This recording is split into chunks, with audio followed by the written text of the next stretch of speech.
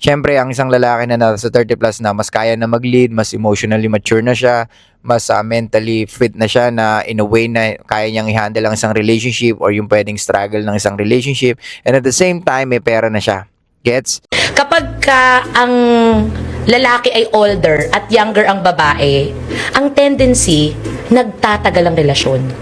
Parang napansin ko rin siya. No? Oo. Pero kapag ang lalaki ay mas bata, at ang babaeng matanda, darating ang oras, kapag katapos na yung challenging part, iniiwan na siya. Oo. Kumbaga parang yung lalaki, kasi nga mas bata siya, Oo. nakapangasawa or nakapag-jowa siya na mas matanda sa kanya, parang ang nangyayari sa trial and error siya.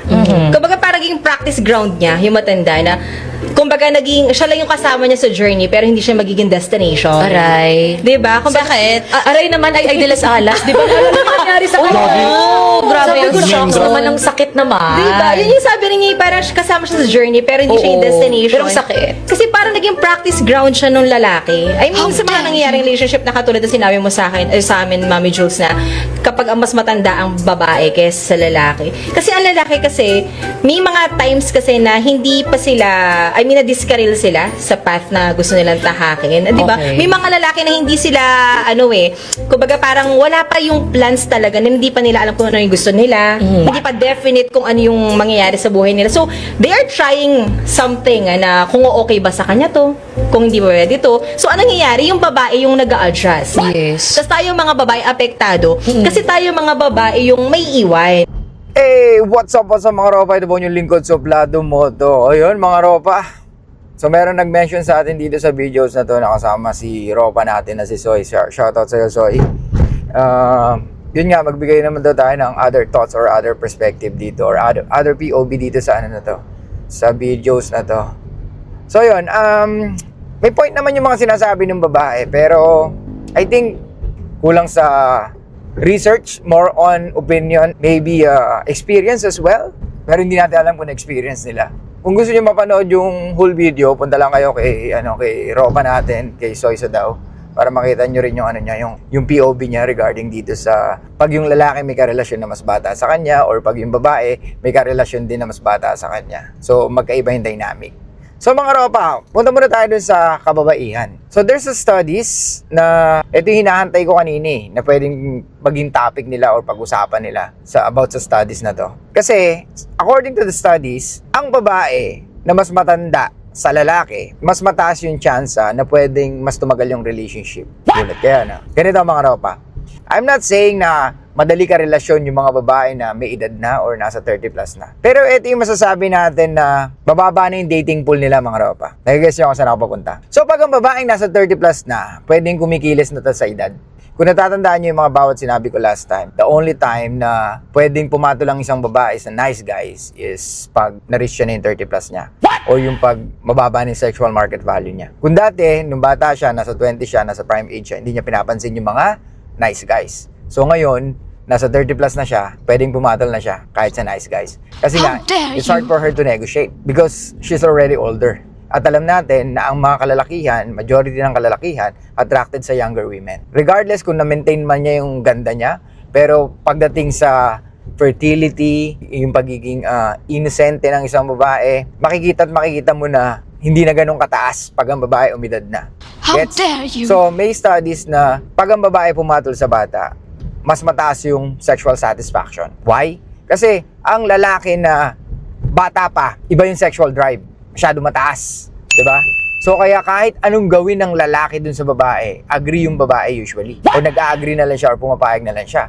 Kasi pwedeng ito yung mga hinahanap-hanap niya pagdating sa sex. Kasi alam naman natin, nung mga kabataan natin, di ba? Mas wild tayo. So ngayon, iniiba natin priorities eh. Kasi kumpara ng mga bata-bata ka pa, wala ka pang idea, so mas open ka. Di ba? Kaya mas wild ka bilang lalaki pagdating sa sex. Kaya nasa-satisfied ang karamihang babae. This is according to the studies And, eto pa, mas feeling desired yung both parties. Ang babae na wala ganong options, pwedeng yung bata na boyfriend niya, talagang bibigyan niya ng maraming oras kumpara as last time na marami siyang attention na nakukuha sa mga ibang kalalakihan. So ngayon, na konti na lang yung nakukuha niya o yung dating pool niya masyado na mababa at it's hard for her to negotiate na. So talagang pag nakakita siya ng lalaki na mas bata sa kanya at binigyan siya ng relationship, talagang aalagaan niya. So same thing sa mga lalaki. Kasi karamihan sa lalaki din, hirap, 'di ba, mag-pull ng babae. So anong gagawin niya? Pag nakahanap siya ng isang babae na kahit na may edad sa kanya or mas matanda sa kanya, pero andun pa rin yung, alam mo yun, very attractive pa rin, hot pa rin, tapos nafe-feel desired siya or na-appreciate siya, they appreciate each other, same thing yung mafe-feel niya. Di ba? Kumbaga mas na-appreciate niya yung babae. So pag sa lalaki naman, dahil nag-girlfriend siya ng mas may edad sa kanya, tapos yung babae na-maintain yung hotness, na-maintain yung talagang ganda ng babae, tapos etong babae na to talagang tutok sa oras niya or tutok lang sa kanya kasi nga mababa na yung sexual market value niya. So kailangan niya talaga magstay na sa isang lalaki. Wala na siyang ganong options di ba? So ang mangyayari, talagang lahat ng oras niya pwedeng ibigay niya dito sa batang lalaki. So ano mafe-feel ng lalaki? Must feel desired yung lalaki. And at the same time, must feel appreciated. Kumbaga sa mga babae na kaedad niya or yung younger sa kanya. Gets? I'm not saying na hindi ka feel desired or hindi ka na-appreciate ng mga babaeng younger sa'yo, pero mataas yung tsansa na ganitong mga lalaki talaga na pumapatol sa mas matanda sa kanila. Usually, let's be fucking honest mga ropa. Ito yung masasabi natin na hindi pa gaano improve yung game pagdating sa mga kababaihan. Di ba? Kaya minsan may mga lalaki talaga nagsisettle sa ganitong relationship. Minamasama ba natin yon? No. Kasi ganoon naman talaga. Kasi attraction is based on emotions. Hindi natin mapipigilan yon kung attracted ang isang lalaki sa mas matanda sa kanya. At lalong hindi rin natin mapipigilan kung ang babae na mas bata sa isang lalaki ay attracted sa mas matanda sa kanya. Nagigets nyo na mga ropa? Ano pa yung sabi sa studies? According to the studies na pwedeng tumagal din tong relationship na to. Kung i-base natin, like I said, ang babae na nasa 30 pataas na, I'm not saying na wala silang alam mo yun, trauma or behavior problem. Of course, meron. Pero yun nga, pwedeng naintindihan nila or mas naintindihan nila, kagaya ng mga sinasabi ng mga babae na to, na kahit na papano, ay may sense naman. Di ba? Hindi kagaya ng mga bata pang mga babae na pag gumagawa ng podcast, it's more on what will they get from men. Di ba? So ito kahit papano, yun nga lang, andun pa rin na parang sinasabi nila na lugi sila pagdating sa relationship, which is hindi ko maintindihan bakit sila lugi or parang kawawa daw yung babae, mali-left out. I think pag sinabing mali-left out yung babae, they basing on their sexual market value and at the same time dun sa kanyang fertility. Gets? Kasi pag ang babae umabot ng 30, tapos hiniwalay ng boyfriend niya na long-term boyfriend niya, it can affect yung pagpili niya ng lalaki na pwedeng magtaguyod sa kanya. Nagigets nyo mga ropa? Kasi pag ang babae umidad na ng 30 plus, let's say she's in a relationship for 10 years sa isang lalaki, na naging sila nung 20s siya, tapos nagiwalay sila nung 30s na siya, so pwedeng mahirapan siya ngayon, di ba? Kasi for 10 years, akala niya magiging sila Gets nyo mga ropa? But anyway, punta tayo na sa sinasabi ko. So yung babae na matanda sa lalaki, mataas daw yung tsansa na pwedeng mag-fruitful ang relationship. Kasi nga wala ka ng kaagaw dito sa babae na ito mga ropa di ba? So pwedeng yung lalaki may peace of mind dito sa babae na to. Kasi nga, alam din ng babae na kailangan niyang kumilos base doon sa pangangailangan ng lalaki kasi nga, wala na siyang ganong options pagdating sa pagpili ng lalaki dahil mababa ng kanyang sexual market value. And at the same time, kung nakukuha niya satisfaction sa sex at nafe-feel desired siya lalo at na-appreciate siya lalo, then mas ikikip niya itong lalaki na to. And vice versa. Di ba? Kung ang babae willing laging tumuwad, willing laging mag-open ng leg sa isang lalaki, of course, sino ba naman ang tatanggi? Di ba? At eto pa, kung na-appreciate ng babae ang isang lalaki, of course, yun ang karamihang gusto ng lalaki.